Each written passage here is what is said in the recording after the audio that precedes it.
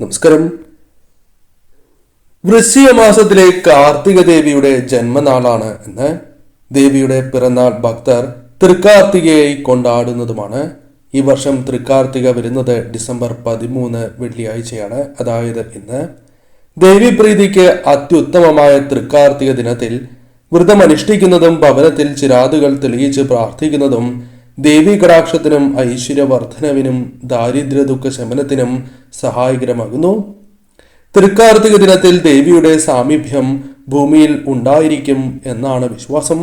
ഇത്തവണ ദേവി പ്രാധാന്യമുള്ള വെള്ളിയാഴ്ച ദിനത്തിൽ തൃക്കാർത്തിക വരുന്നതിനാൽ ദേവീക്ഷേത്രത്തിൽ പ്രത്യേകിച്ചും നാരങ്ങ വിളക്ക്, നെയ്വിളക്ക് എന്നിവ സമർപ്പിക്കുന്നത് ഏറ്റവും ശ്രേയസ്കരമാണ്. വിഷ്ണു പൂജയിൽ ഏറ്റവും പ്രാധാന്യമുള്ള തുളസിയുടെ അവതാരം തൃക്കാർത്തിക ദിനത്തിലായിരുന്നു. പാലാഴി മദന സമയത്ത് സർവ ഐശ്വര്യങ്ങളുമായി മഹാലക്ഷ്മി ആവിർഭവിച്ചത് വൃശ്ചിക മാസത്തിലെ കാർത്തിക നാളിലൊന്നാണ് എന്നാണ് വിശ്വാസം. ഉമാമഹേശ്വരന്മാരുടെ പുത്രനായ സുബ്രഹ്മണ്യനെ എടുത്തു വളർത്തിയത് കാർത്തിക നക്ഷത്രത്തിന്റെ ദേവതയായ കൃതികമാരാണ്.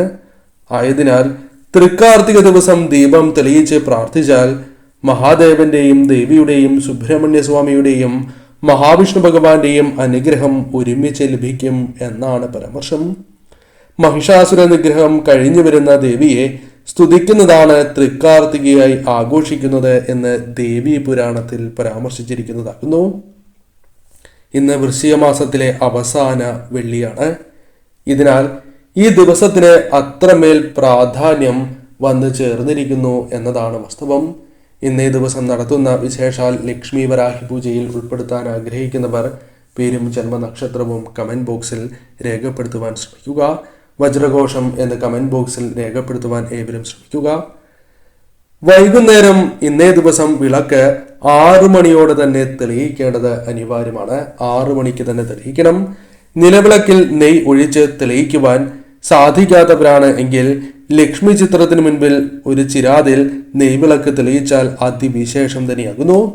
ഇനി അഥവാ ലക്ഷ്മി ചിത്രം ഇല്ലാത്തവരാണ് എങ്കിൽ നിങ്ങളുടെ നിലവിളക്കിന്റെ സമീപത്തായി തന്നെ ചിരാത് തെളിയിക്കുന്നതും ഏറ്റവും ഉത്തമം തന്നെയാകുന്നു. ശേഷം ഇനി പറയും വിധം കാര്യങ്ങൾ ചെയ്യണം. ഒരു ബൗളിൽ പ്ലാസ്റ്റിക് പാത്രം ഒഴിച്ചുള്ള ഒരു ബൗളിൽ അത് ചില്ലുപാത്രമാകുന്നതാണ് ഏറ്റവും ശുഭകരം. പഞ്ചസാര അല്പം എടുക്കുക. അതിന് മുകളിലായി 6 ഏലക്ക, അത് കേടില്ലാത്തതും പൊട്ടാത്തതുമായിരിക്കണം, അഥവാ പൊട്ടൽ സംഭവിക്കാത്തതായിരിക്കണം. ചെറിയ ഒരു മഞ്ഞൾ കൂടി വയ്ക്കുക. ശേഷം ഈ ചില്ലു ബൗൾ വലത് കൈയിൽ പിടിച്ച് നെയ്വിളക്കിനെ നിങ്ങൾ ഒഴിയുക. 3 വട്ടം നിങ്ങൾ ഒഴിയണം. ഈ 3 വട്ടം ഒഴിയുമ്പോഴും ദേവിയുടെ അതിവിശേഷപ്പെട്ടതായ ഈ നാമം, ഈ മന്ത്രം നിങ്ങൾ 3 തവണ ഉരുവിടേണ്ടതായിട്ടുണ്ട്. ആ മന്ത്രം ഇപ്രകാരമാണ്: ഓം ശ്രീ ശ്രീയേ നമഃ, ഓം ശ്രീ ശ്രീയേ നമഃ, ഓം ശ്രീ ശ്രീയേ നമഃ. ഈ നാമം, ഈ മന്ത്രം 3 തവണ ഉരുവിട്ടുകൊണ്ട് നിങ്ങൾ വിളക്കിനെ 3 തവണ ഒഴിയുക. ഇപ്രകാരം ഈ കാര്യങ്ങൾ ചെയ്യുകയാണ് എങ്കിൽ തീർച്ചയായും നിങ്ങളുടെ ആഗ്രഹം നടക്കും എന്നാണ് പറയുക. പൂർണ്ണ വിശ്വാസത്തോടെ തന്നെ നിങ്ങൾ ചെയ്യണം. എന്നാൽ ഒരു കാര്യം പ്രത്യേകം ശ്രദ്ധിക്കേണ്ടതായിട്ടുണ്ട്. പൂർണ്ണമായ ശുദ്ധിയോടെ മാത്രമേ ഈ കാര്യം ചെയ്യുവാൻ പാടൂ. ഈ സമയം കുളിച്ചതിന് ശേഷം ഈ കാര്യം ചെയ്യുന്നതാണ് ഏറ്റവും ഉത്തമം. ഇനി അഥവാ കുളിക്കുവാൻ സാധിക്കുന്നില്ല എങ്കിൽ കൈയും കാലും മുഖവും കഴുകിയതിന് ശേഷമാണ് ഇപ്രകാരം ചെയ്യേണ്ടത്. പരമാവധി കുളിക്കുവാൻ ശ്രമിക്കുക. ഇപ്രകാരം ചെയ്യുന്നതിലൂടെ തീർച്ചയായും നിങ്ങളുടെ ജീവിതത്തിൽ ആ ആഗ്രഹങ്ങൾ നടക്കുവാനുള്ള സാധ്യത വർദ്ധിക്കുകയും പുതിയ വഴികൾ നിങ്ങൾക്ക് മുൻപിൽ തുറക്കപ്പെടുകയും ചെയ്യാം. എന്നാൽ മറ്റു ചില തെറ്റുകൾ കൂടി ചെയ്യാൻ പാടുള്ളതല്ല. ദേഷ്യത്തോടെ ഈ കാര്യം ചെയ്യുവാൻ പാടുള്ളതല്ല.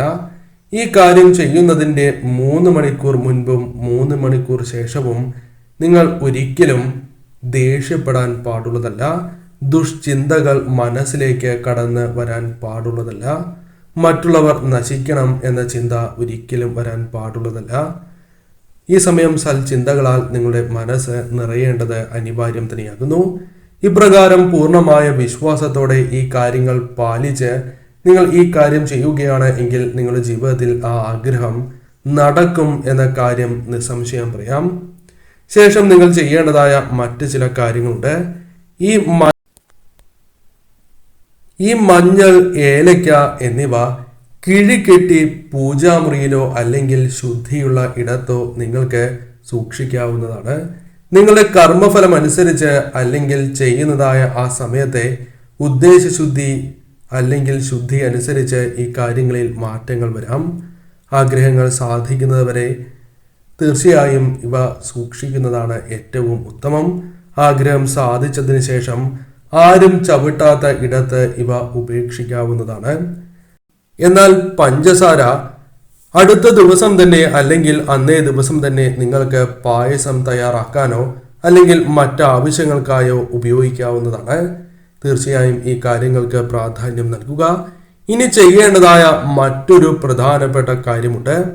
നിങ്ങളുടെ ജീവിതത്തിൽ നെഗറ്റീവ് ഊർജം ബാധിക്കാനുള്ള സാധ്യത വളരെ കൂടുതലാകുന്നു. കുടുംബാംഗങ്ങൾക്ക് പല രീതിയിലുള്ള പ്രശ്നങ്ങൾ ഇതുമായി ബന്ധപ്പെട്ട് വന്നു ചേരാം. ദൃഷ്ടിദോഷം, ആഭിചാരദോഷം തുടങ്ങിയ പ്രശ്നങ്ങൾ ജീവിതത്തിലേക്ക് വന്നു ചേരാം. വാഗ്ദോഷമാണ് എങ്കിലും വന്നു ചേരാം. ഇത്തരം പ്രശ്നങ്ങൾ ഒഴിവാക്കുവാൻ ഇന്നേ ദിവസം ചെയ്യേണ്ടതായ പ്രധാനപ്പെട്ട കാര്യമുണ്ട്. ഇന്നേ ദിവസം ചെയ്യുകയാണ് എങ്കിൽ ദേവിയുടെ കടാക്ഷം കൂടി നിങ്ങളിൽ വന്നു ചേരുകയും പെട്ടെന്ന് തന്നെ ഇത്തരം പ്രശ്നങ്ങൾ ജീവിതത്തിൽ നിന്നും ഒഴിവാക്കുവാൻ സാധിക്കും. അതിന് ആവശ്യമുള്ള വസ്തുക്കളെ കുറിച്ചാണ് ആദ്യം പരാമർശിക്കാനായി പോകുന്നത്. കേടില്ലാത്തതായ 3 വറ്റൽമുളക് ആവശ്യമായിട്ടുണ്ട്. ഉപ്പ് ആവശ്യമുണ്ട്. കൂടാതെ കടുക്, ചെറിയ ഉള്ളി ആവശ്യമുണ്ട്. ചെറിയ ഉള്ളിയും ആവശ്യമായിട്ടുണ്ട്. ഈ വസ്തുക്കൾ എല്ലാം തന്നെ കയ്യിൽ പിടിച്ച് 3 തവണ നിങ്ങളുടെ തലയ്ക്കൊഴിയുക. ആരെയെല്ലാം ഒഴിയണമോ, അതായത് കുടുംബത്തിലെ മറ്റംഗങ്ങളെയും ഇപ്രകാരം നിങ്ങൾക്ക് ഒഴിയാവുന്നതാണ്. ശേഷം നിങ്ങൾ ചെയ്യേണ്ടത് വീടിന്റെ പുറത്തിറങ്ങി ഇവ കത്തിച്ച് കളയുക എന്നതാണ്. ഇപ്രകാരം ചെയ്യുന്നതിലൂടെ സകല നെഗറ്റീവായ ഊർജങ്ങളെയും ഇന്നേ ദിവസം നിങ്ങൾക്ക് ഒഴിവാക്കുവാൻ സാധിക്കും. എന്നാൽ ഒരു കാര്യം കൂടി ശ്രദ്ധിക്കേണ്ടതായിട്ടുണ്ട്. തിരിച്ച് വീട്ടിലേക്ക് പ്രവേശിക്കുന്നതായ സമയത്ത് കൈയും കാലും മുഖവും കഴുകിയതിന് ശേഷമാണ് വീട്ടിലേക്ക് പ്രവേശിക്കേണ്ടത് എന്ന കാര്യം ഓർക്കുക. ഇന്നേ ദിവസത്തിന് അത്രമേൽ പ്രാധാന്യമുണ്ട്. അതിനാൽ ഈ കാര്യങ്ങൾ ചെയ്യുകയാണ് എങ്കിൽ അത് നിങ്ങൾക്ക് ഭാവിയിൽ ഗുണം ചെയ്യുന്ന കാര്യങ്ങളായി മാറും.